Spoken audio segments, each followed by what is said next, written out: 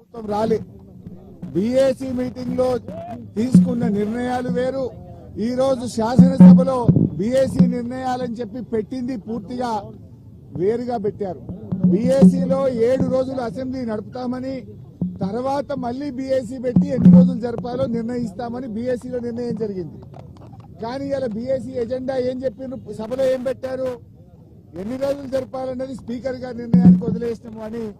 అంటే బీఏసీలో తీసుకున్న నిర్ణయాలను కూడా తప్పుదో పట్టిస్తూ సభను తప్పుదో పట్టించారు. ఇక సభ నడిపే తీరైతే పూర్తి అధ్వాన్నంగా ఉంది. ప్రధాన ప్రతిపక్షానికి మాట్లాడే అవకాశమే ఇవ్వడం లేదు. మూసీ మీద చర్చ జరిగినప్పుడు మేము కొన్ని ప్రశ్నలు సంధించాం. ఏ ఒక్క ప్రశ్నకు ప్రభుత్వం సమాధానం ఇవ్వలేదు. ముఖ్యమంత్రి గారు వచ్చి అడ్డగోలుగా గంటన్నర సేపు ప్రశ్నోత్తరాల సమయంలో మాట్లాడారు. మీరు మూసీ మీద అంత చర్చించాలనుకుంటే షార్ట్ డిస్కషన్ పెట్టండి, ఇంకో రోజు డిస్కషన్ పెట్టండి, ఎంతసేపు అయినా మాట్లాడదాం. కానీ ఇక్కడ 10 క్వశ్చన్లు ఉన్నాయి, క్వశ్చన్ అవర్ ఉంది, ఇది సభ్యుల హక్కు, ఇది ఎక్కడిది అంటే ఆయన నోటికి హద్దే లేదు.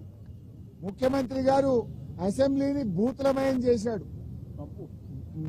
ఆయన ఎన్ని బూతులు మాట్లాడినా, ఎంత అడ్డగోలుగా మాట్లాడినా స్పీకర్ గారు ఆయనను ఆపే ప్రయత్నం చేయరు.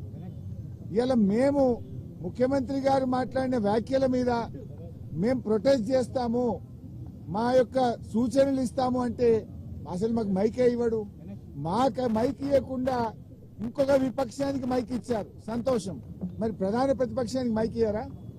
అంటే మీరు సభ ఏంది, బీఆర్ఎస్ పార్టీకి మైక్ ఇయ్యము, బీఆర్ఎస్ పార్టీ మాట్లాడొద్దు అనే పద్ధతి ఉంటే మరి మేము సభకు ఎందుకు రావాలి? పైగా మేము పోరాడి మైక్ తీసుకుంటే మీరు ముఖ్యమంత్రిని విమర్శించొద్దు అంటాడు. ఇది ఎక్కడి పద్ధతి? అంటే ఇలా రాహుల్ గాంధీ గారు పార్లమెంట్ లో ప్రధానమంత్రిని విమర్శిస్తలేరా? రాహుల్ గాంధీ గారు ప్రధానమంత్రి మీద మాట్లాడతలేరా? మరి మేము ముఖ్యమంత్రి మీద మాట్లాడకపోతే సభకు రావడం ఎందుకు? మేము ఏదైనా ప్రజా సమస్యలు, ప్రజల గురించి ప్రభుత్వాన్ని ప్రశ్నించడమే ప్రధాన ప్రతిపక్షం బాధ్యత. అసలు ముఖ్యమంత్రి గారు ఏం మాట్లాడింది? అలా మూసీ నది కంపు కంటే ముఖ్యమంత్రి గారి మాటల కంపు ఎక్కువైపోయి ఇలా మూసీ ప్రక్షాళన కంటే ముందు ముఖ్యమంత్రి గారి నోరు ప్రక్షాళన చేయాల్సిన అవసరం ఉంది. శాసనసభను ఆయన ఒక గాంధీ భవన్ గా, ఒక సిఎల్పి మీటింగ్